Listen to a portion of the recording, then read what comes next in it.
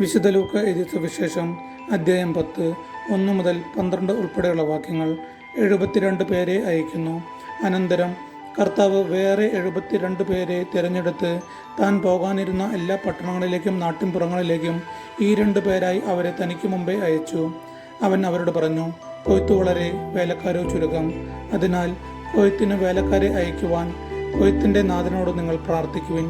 പോകുവിൻ, ഇതാ ചെന്നായ്ക്കളുടെ ഇടയിലേക്ക് കുഞ്ഞാടുകളെ എന്ന പോലെ ഞാൻ നിങ്ങളെ അയക്കുന്നു. മടിശീലയോ സഞ്ചിയോ ചെരിപ്പോ നിങ്ങൾ കൊണ്ടുപോകരുത്. വഴിയിൽ വെച്ച് ആരെയും അഭിവാദനം ചെയ്യുകയും അരുത്. നിങ്ങൾ ഏതു വീട്ടിൽ പ്രവേശിച്ചാലും ഈ വീടിന് സമാധാനം എന്ന് ആദ്യമേ ആശംസിക്കണം.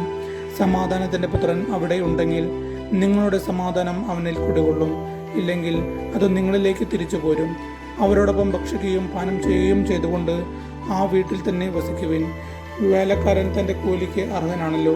നിങ്ങൾ വീട് തോറും ചുറ്റി നടക്കരുത്. ഏതെങ്കിലും നഗരത്തിൽ നിങ്ങൾ പ്രവേശിക്കുകയും അവർ നിങ്ങളെ സ്വീകരിക്കുകയും ചെയ്യുമ്പോൾ നിങ്ങൾക്ക് വിളമ്പുന്നത് ഭക്ഷിക്കുവിൻ.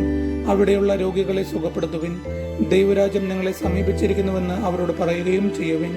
നിങ്ങൾ ഏതെങ്കിലും നഗരത്തിൽ പ്രവേശിക്കുമ്പോൾ അവർ നിങ്ങളെ സ്വീകരിക്കാതിരുന്നാൽ തെരുവിലിറങ്ങി നിന്നുകൊണ്ട് പറയണം, നിങ്ങളുടെ നഗരത്തിൽ നിന്ന് ഞങ്ങളുടെ കാലുകളിൽ പറ്റിയിട്ടുള്ള പൊടി പോലും നിങ്ങൾക്കെതിരെ ഞങ്ങൾ തട്ടിക്കളയുന്നു. എന്നാൽ ദൈവരാജ്യം സമീപിച്ചിരിക്കുന്നുവെന്ന് നിങ്ങൾ അറിഞ്ഞുകൊള്ളുവിൻ. ഞാൻ നിങ്ങളോട് പറയുന്നു, ആ ദിവസം സോദോമിന്റെ സ്ഥിതി ഈ നഗരത്തിൻ്റെതിനേക്കാൾ സഹനീയമായിരിക്കും. നമ്മുടെ കർത്താവായ യേശു മിശിഹായ്ക്കും സ്തുതി.